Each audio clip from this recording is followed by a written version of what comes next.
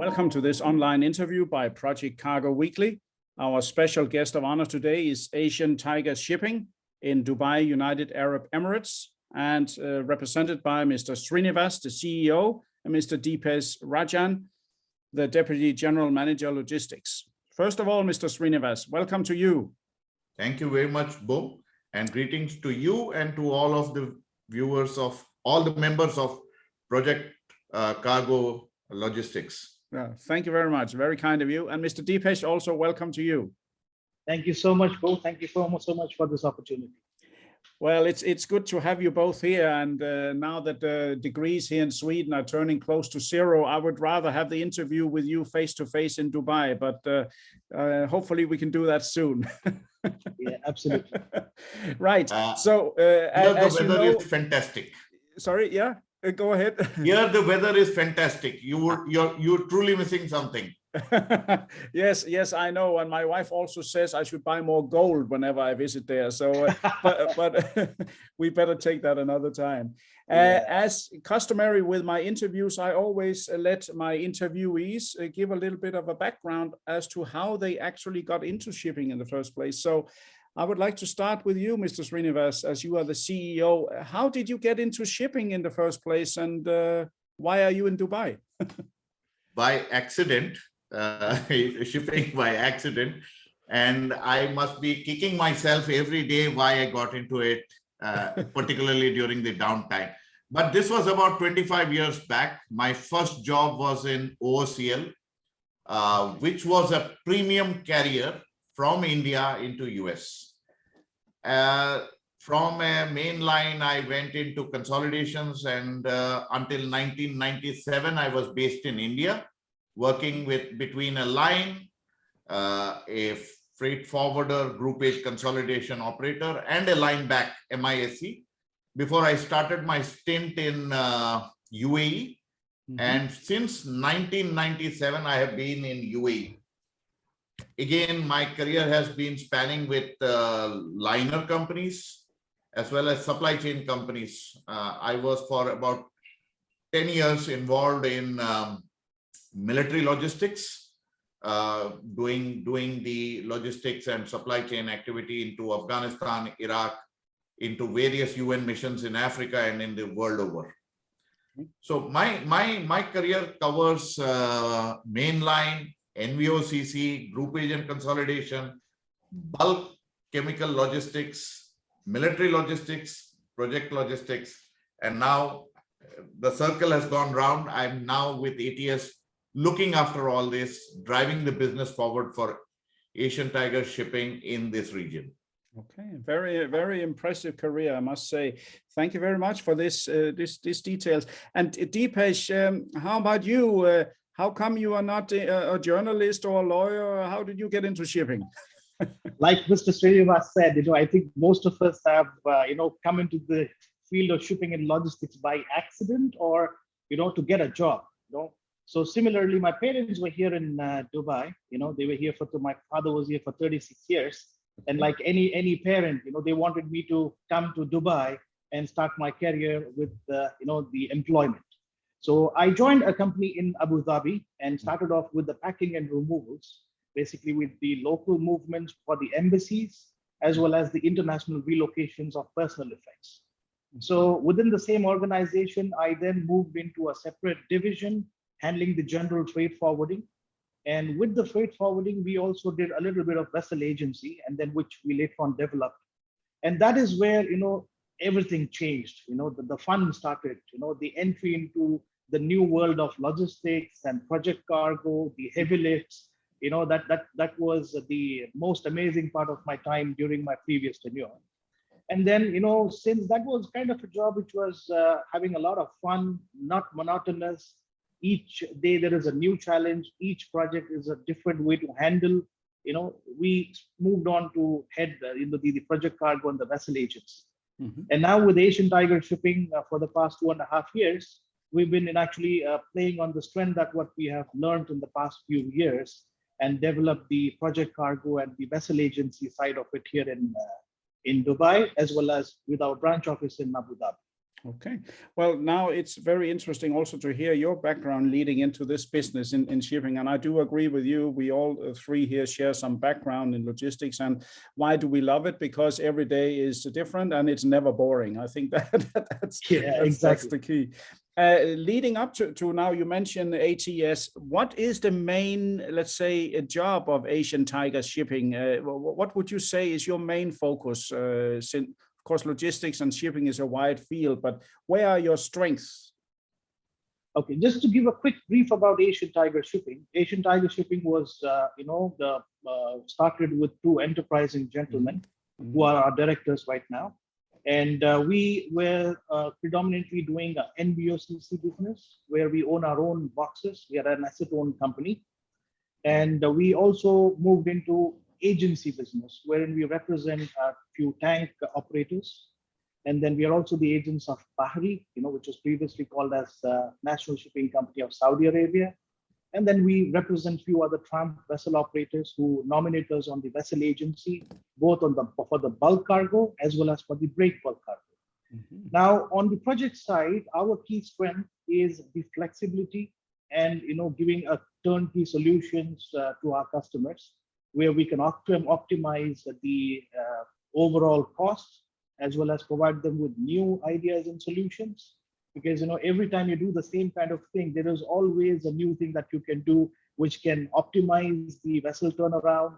You can reduce the cost. This is what we are looking at. Okay. We find new ways of doing this project cargo business. Okay. So that's one of our strengths. And then we have our in-house team and the registration with port and customs, both in Dubai as well as Abu Dhabi. So none of these jobs are outsourced to a third party. We do it in-house. We have our own team who can handle these jobs.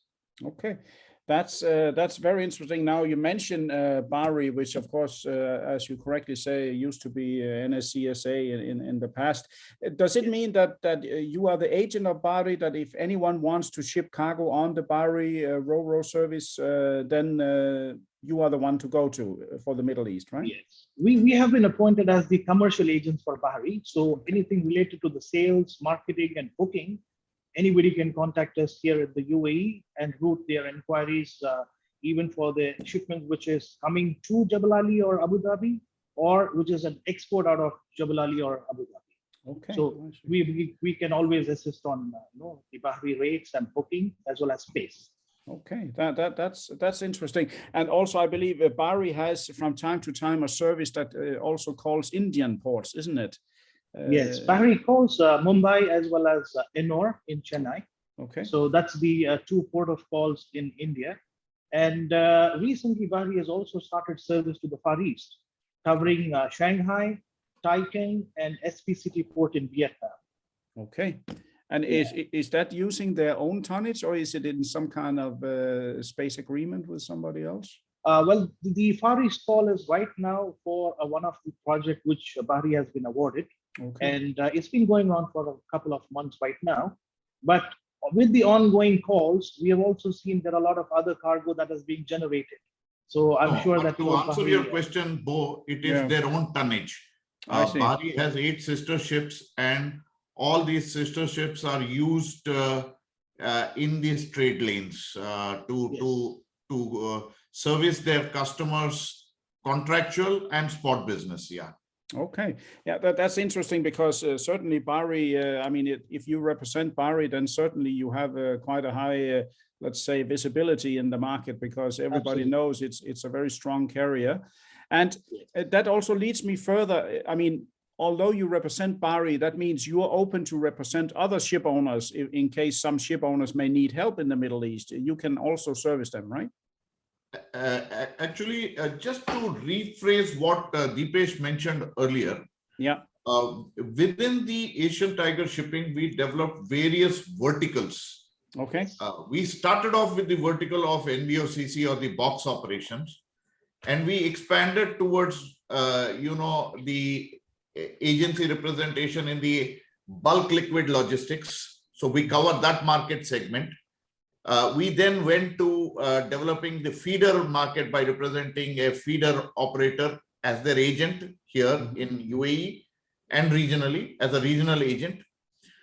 We then went on, when Deepesh and I joined, we started developing the project cargo. At about that time, the Bahri agency or the commercial agency came about. Yes, you're right.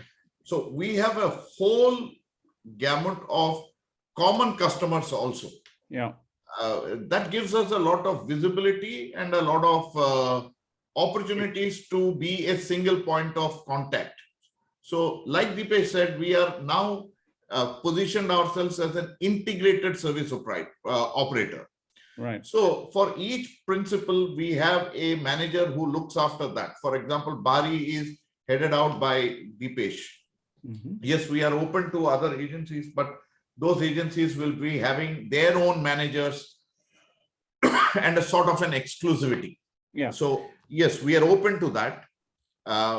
With the caveat that we will be giving an exclusivity by virtue of people managing that business. Yeah, I think that's a good point, because it's very important that people feel that if they come to you with business, it might be even competing to Bahri or other in-house, that you have, let's say, watertight doors, that you do it separately for them, right?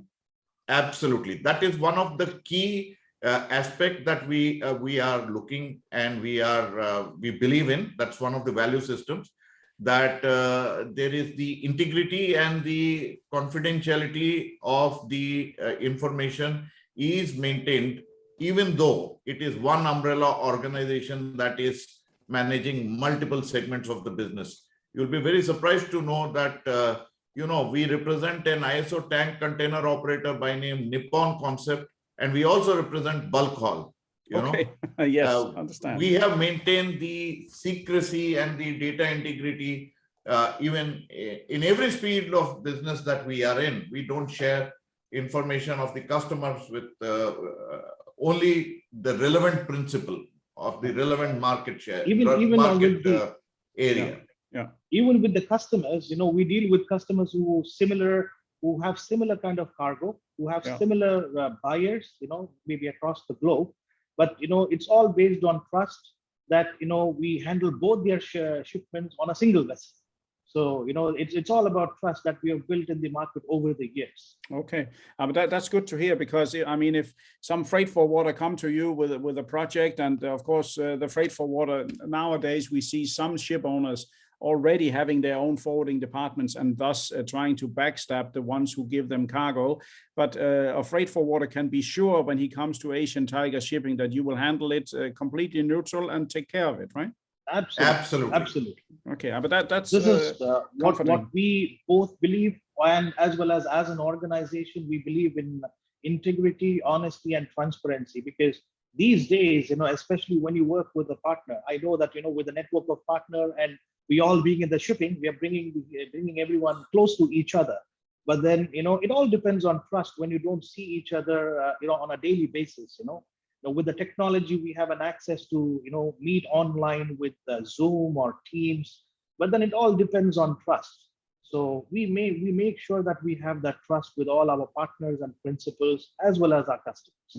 I think that's very comforting also for our viewers to hear that they certainly can come to you with any inquiry, and it'll be treated neutrally. That's good. Just a couple of practical questions. So you say your main office in the Middle East is in Dubai, and you mentioned you have an office in Abu Dhabi as well, or? Yes, we do have a branch office in Abu Dhabi. Okay. And our branch office in Abu Dhabi was set out with the basic intent to handle our own Asian Tiger Shipping boxes. And then, like I mentioned earlier, we are being nominated by a lot of tramp vessel operators and principals who we have known in the past to handle their vessel agencies. Okay. So it depends on the terms. If it is full liner out or free out. So this is where we have also built, a very good relationship with the receivers as well. Because it's usually the same kind of receivers who are importing their commodities or their raw materials, what you can say. So it's like a win-win situation for all of us, for the principals, for the customers, as well as for us as Asian Tiger Shipping, where we bring everyone together and build a good long-term relationship. This is what we are looking at. Right. Can you tell, for many of our viewers who are not so familiar with the Middle East, can you quickly mention the main ports of the UAE? I mean, you mentioned Jebel Ali, you mentioned Abu Dhabi, Dubai. Is Dubai a port nowadays? What are the main ports, let's say, in the UAE that come into play? In the UAE, the main port so far has been Jebel Ali. Okay. It has been, but now Khalifa Port is a new development, and it is also getting very busy and active over there. Okay. Aside from that, there are satellite ports like Khorfakan in the Emirate of Sharjah. There's the Sharjah port, again in Sharjah. We have the Ras Al Khaimah port. We have the Al Quwain port. We have the Ajman port. All these ports are also, having their own USPs and strengths.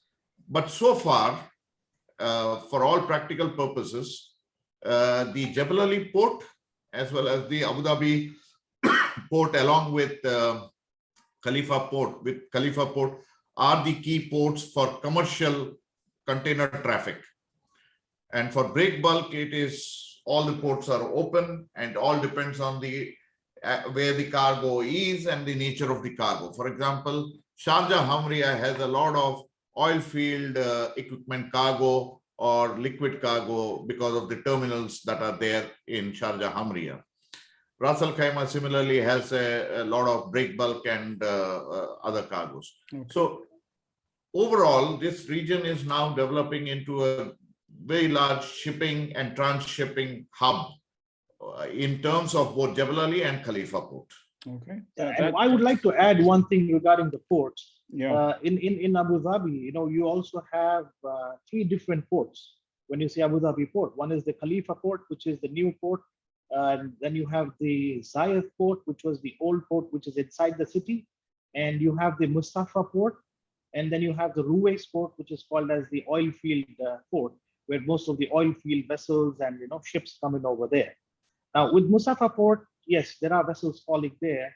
So we do get sometimes, we do get inquiries on project cargo where there are huge heavy lifts which are in Mustafa, and maybe as a partner or as a customer who maybe not be aware of the geographical location of UAE might want to bring a vessel to a Mustafa port. But that Mustafa port has its own draft restrictions and channel restrictions. So the closest port, if you want to move anything out of Mustafa, would be Mina Zayed. Okay. Okay, so Just that some means additional information. Yeah, no, it's clear. I mean, there are several choices, and I think any ship owner, when he asks for the DA from you, would ask you in advance before they arrive, or if some project is coming, they will come to you first. So basically, I can let it be known that that you are project forwarders, you are shipping agents, you are logistics providers, and you also handle NVOCC business, as well as you can do chemical and tankers. So you have the whole, as Mr. Srinivas said, the one-stop shop, so to speak. But it's a one-stop shop where you are totally neutral to whoever comes to stop at your place. Is that correct? Absolutely, absolutely. Yeah, good, very, very good to hear. A couple of final questions here at the end. Of course, everyone's mind is on COVID nowadays. Srinivas and Deepesh, for both of you, is COVID more or less over in the Emirates now? Can you travel freely? How are things? No, COVID is over, meaning UAE has achieved the up to 95% vaccination track record. So okay. The COVID numbers are under control and falling day by day. Okay. That's there. We still miss traveling because for those people who are looking to travel, there are some restrictions and protocols in place. If we are traveling abroad, European countries are not, issuing the visas in full numbers yet. But travel has increased, but right. We are still nowhere close to the pre-COVID days. Must be about 20% or 25%. Okay. But having said that, the things have changed, from those challenging times that we had at the initial time of the COVID, where there were lockdowns, travel restrictions. I still remember when we had vessels over here, when you drive down the Sheikh Zayed Road at morning about 6 a.m. in the morning, and you don't find a single car on the road, you feel as if you're the last man on the earth. So we've seen those times as well, very surprising. But now we can see a lot of, international conferences and exhibitions coming into Dubai. Yeah. Recently there was a conference of Rail Middle East, and I was one of the visitors over there, and I could see quite a number of people over there, and I could see the happiness in everybody's face to at last meet everybody face to face. You see. Yeah. Now, as I think we all three agree that as nice as Zoom is, I mean, yeah, face to face. Zoom can never replace it, or Teams can never replace actually shaking hands and yeah, sharing a drink together after a hard day's work. That's you cannot do that on Zoom, at least not yet. Exactly. Exactly. Right. But listen, both of you, I really want to say a most interesting interview with you both. I think you have extensive experience, and I do know myself from having traveled a bit in the region that I can hear that you know what you're talking about. So I want to say formally many thanks to you, Mr. Srinivas, the CEO. Thank you very much. Thank you very much, sir. Likewise. Thank you. And Mr. Deepesh, Rajan, thank you to you. Thank you so much for this opportunity, bro. You're most welcome.